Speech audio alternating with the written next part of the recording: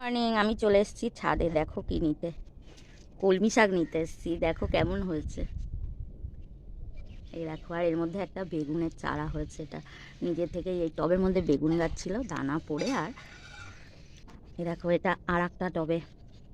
তো দুটো তিনটে টবে এরকম কলমি শাক হয়েছে, তো আমি এগুলো তুলে নেব। আর এই দেখো,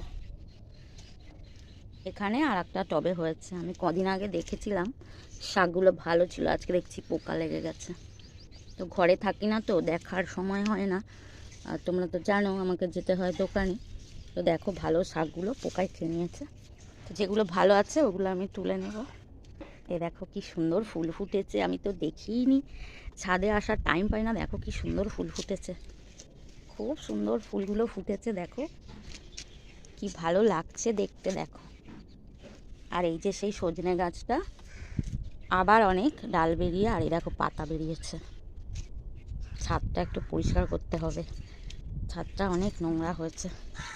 আর এই দেখো, এখানে আছে নয়নতারা, তো দেখতে পাচ্ছ।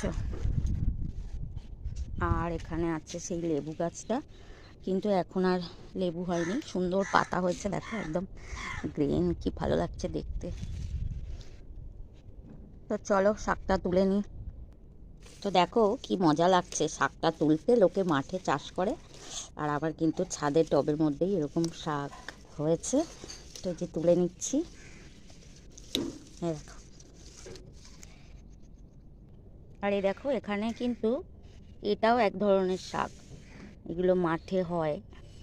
যারা গ্রামের দিকে থাকো তারা চিনবে। তো এগুলো আমি আজকে আর নেব না। আর এই দেখো, এর মধ্যেও ফুল হচ্ছে। এই দেখো, শাক রান্নাটা দেখালাম না, একটু রসুন, শুকনো লঙ্কা আর পেঁয়াজ দিয়ে ভাজা করছি, আর একটু নুন, হলুদ আর অল্প চিনি দিয়েছি। তো দেখো কেমন হয়েছে। আর সবথেকে মজা হচ্ছে নিজের ছাদ থেকে এরকম শাক তুলে আর রান্না করে খাওয়া। এটা পুরোটাই মানে সার ছাড়া, কোনো রাসায়নিক সার ছাড়া, অর্গানিক। তো তোমরা ট্রাই করতে পারো, ব্যালকনিতে লাগাতে পারো যাদের না ছাদ আছে। তো ভিডিওটা সবাই দেখো প্লিজ।